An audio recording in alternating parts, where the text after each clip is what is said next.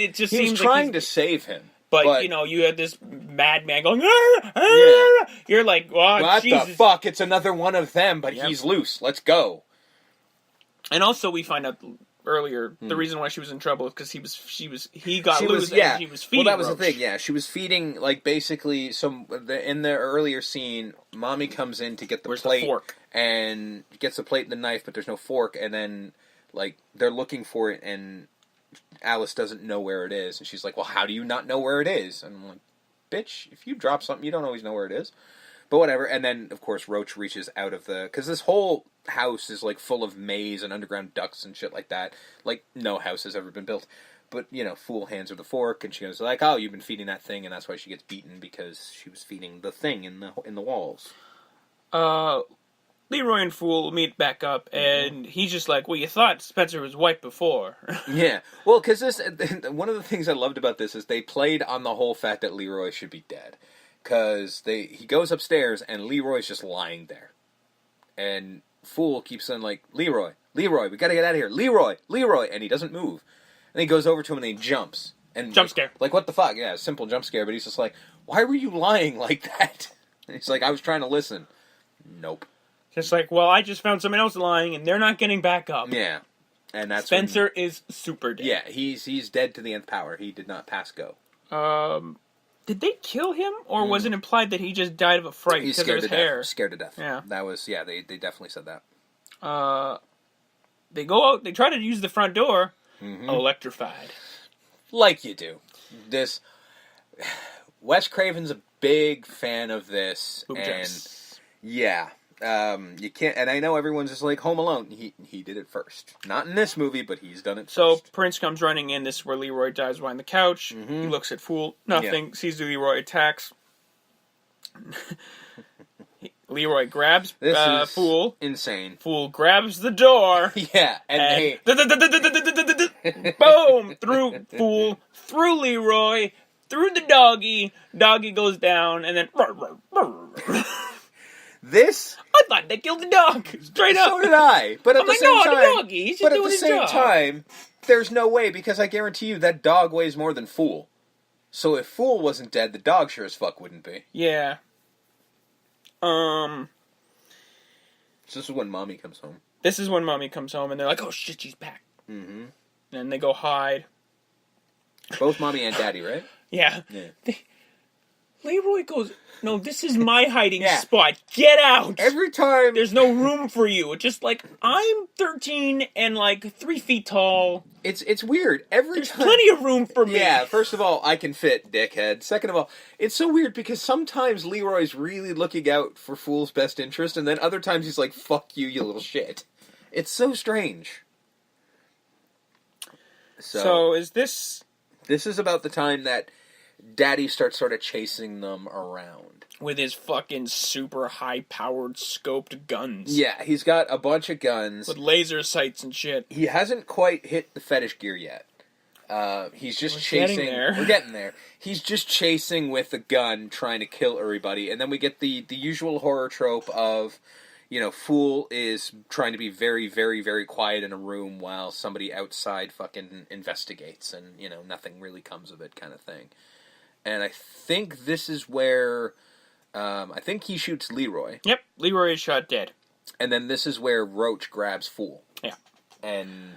Well, he gets away mainly because... No, actually, Alice. Okay. It's because his nickname's Fool. Mm-hmm. So when Daddy hears Leroy yell, "Run, Fool," he thinks he's talking to him. Yeah. Like, it's a threat or something. Like, "You better run, Fool." Mm-hmm. And then, like, "I got the gun." Bang, bang. Yeah. He falls down the stairs, and Mommy's like, "We got him! Like, she's super excited Not that they realizing that there's another person in the house. No. So they're just happy, and it's like, oh, now he runs down and goes, "Who's the fool now? I'm no fool." Yeah, and it's like, well, you are, but we'll get there. And now everybody's happy because they've got a body to play with. We'll get to that in a minute. And, you know, the intruder's gone. We're cool. So Fool and Alice talk for the first time, and he tries to gauge what's going on, and she puts the piece together about the whole "hear no evil, speak no evil, see no evil" thing. Like, I think this is where she also explains the people under the stairs. Basically, the people under the stairs are that Mommy and Daddy have been trying to get a brother for her for a long time. And they can't seem to find one because boys are more assertive, as she says.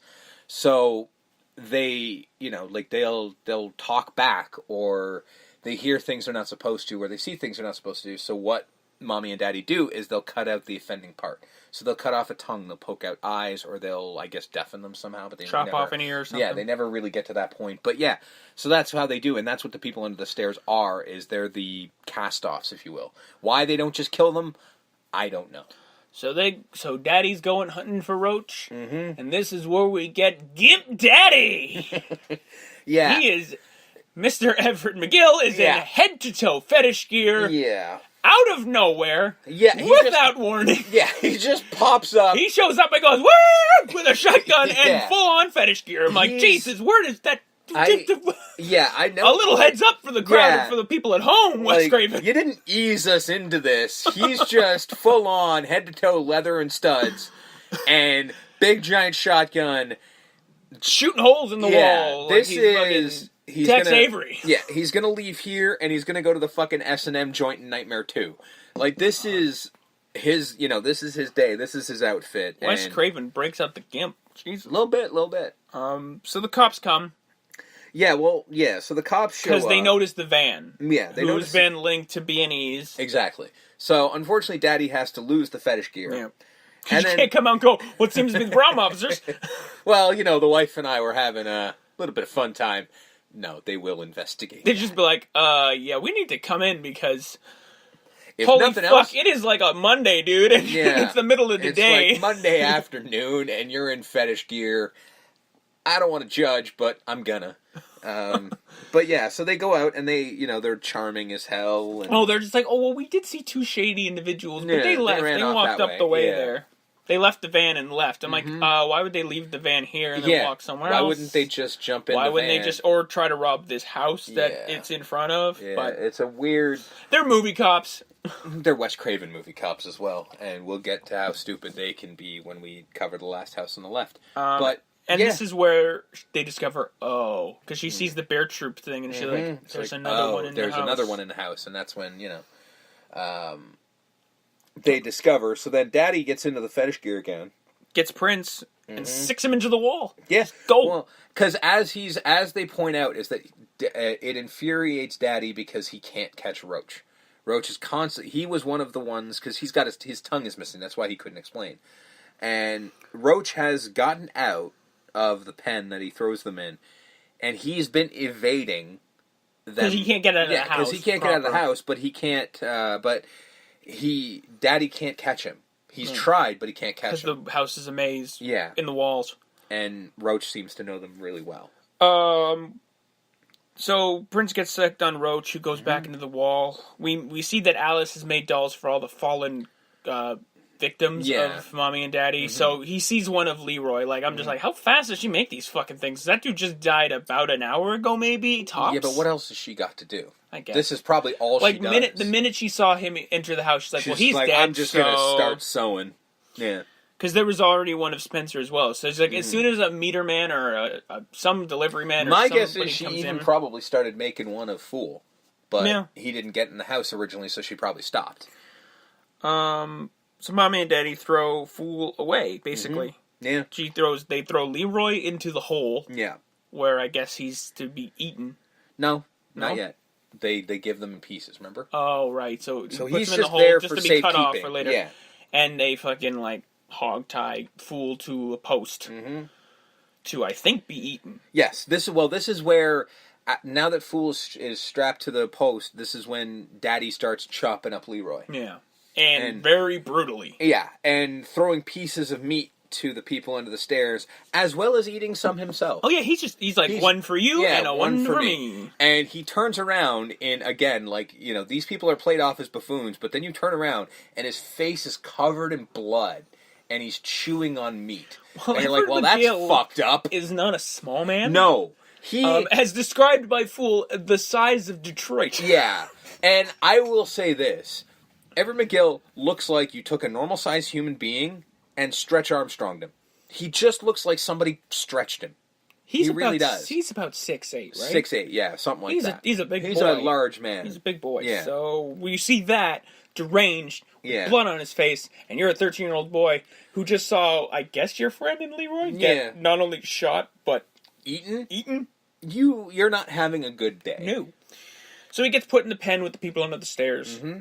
They don't really attack him, though. No, because they start to realize who he is. He's not just meat. He's one of them. So I think they accept him. Because they just see, well, so is he thrown in there to be eaten? But they just refuse to? Either to be eaten or become one of them. I don't think Daddy cares. I think he threw him in there just like, fuck it. Because that's never really implied whether he was thrown in there to be murdered or just... My guess is Daddy doesn't give a shit. As long as he's in there, he's not fucking with them. Right. So who cares? So Roach saves him, mm-hmm. pulls him out, gets shot for his trouble. Yeah. And they have a conversation where, because they're both in the furnace at this point, and he's just trying to, he writes Alice's name in the ash. Yeah. And then reaches up and says, "Here, take this." And then it doesn't say it, but it goes, "Hey." Yeah, he's like, yeah. And it's gold coins. I'm like, oh my god, it's real. Gold yeah, here. well, no, he found one in Leroy's buddy's hand. Oh, right. So he knew that it was there, but he literally just handed Fool what he was looking for. So he's like, oh shit, look at that. And then I guess it's as payment. Like, you go save Alice, and this, I give you this. Yeah, you can have this, but you got to make sure that you save her. And then he's just like, okay, but we'll do this, and then Fool just dies. One of those Roach just dies. like... It's the now famous Wes Craven. Yeah, well, I mean, it's the easiest way to describe death. Although it's not as pronounced as some of the others. No, because he just slips away. He just sort of slips he lays his head down and he's going to sleep, and then he just... But his eyes don't close, which I actually like. I think they did a really good job with that. So Fool does save Alice. Mm-hmm. They get into the wall. Prince gets set into the wall. Mm-hmm. Then the saddest part of the movie happens. As Daddy is just stabbing the wall, thinking he's going to get Fool. Well, he throws this one thing down there, which is like a spiked trolley that he just throws into the wall. And it stops them in their tracks. And he starts stabbing. He's got a bayonet on the end of his giant fucking gun. And it just starts stabbing at the wall. So Fool has a hold of the dog, which I'm still not quite sure how the 12-year-old Fool grabs a hold of this dog. Who's now, at this point, angry. Yeah. And he holds it up to the wall, and Daddy stabs, and Fool just goes, he bangs to get an idea of where he's going to stab, and then he goes, and then he stabs, and then I guess Fool just goes, and then he's like, I got him, and he's freaking out. He's like, I got him, because he pulls back, and there's blood. I do like Mommy going, prove it. And she's got a point, because this is the second time he said he's got something when he didn't. So, well, he did get Leroy. Yeah. Opens up the wall. He's like, I killed the goddamn dog. Yep. And they're not. She's pretty broke. Like, Prince. He's just like, God. I didn't get the fucking thing. Because I've gathered that Daddy is just all about the hunt. Yeah, Daddy's enjoying. I mean, again, nobody gets fetish gear to hunt people unless you enjoy it. Yeah. You know? Because he, instead of hunting his prey, he took what had to be 25 minutes to put that outfit on. So, this is fun for him. Yourself up to fucking grease yourself into that thing. Exactly. So this is fun for him. That takes 10 minutes alone. Alice and Fool find a way out, basically. Mm-hmm. Like, okay, well... They're on the top floor. We can jump into that pond there. Mm-hmm. And we'll be fine. And, well, she's just like, I don't know how deep that is. I'm not crazy. I'm like, yeah, but you're both 12. You'll be fine. Even if you can touch the bottom, you'll still survive it. So they get to them, but Fool jumps out. They pull Alice back in. Well, Alice, he screams for Alice, and she won't come. Nah, so he's just like, well, see you later! I'll be back. Splash, cannonball. He gets out. Mm-hmm. Goes back to Grandpa backstory. Yep. Get Grandpa Booker. Mm-hmm. This is Grandpa backstory, just basically explaining the entirety of the backstory of the Robsons. And we find out the simple fact that they're not husband and wife. They're brother and sister. Yep. And Alice come from a long line of... Yeah, and Alice is not their child. She's just a girl that they found, much like they've been trying to find a brother. So, okay, there's that. Also, these gold coins, yeah, there's enough here to pay for not only medical school, but your mama's movie cancer and rent till the year 2000. Yeah. So, just that handful of coins he had was enough. Okay. So I'm like, what is it? Like fucking pirate gold? Like, Jesus. I have no idea. Like, because this movie is set in like I think it's made in 91, and I think it's probably set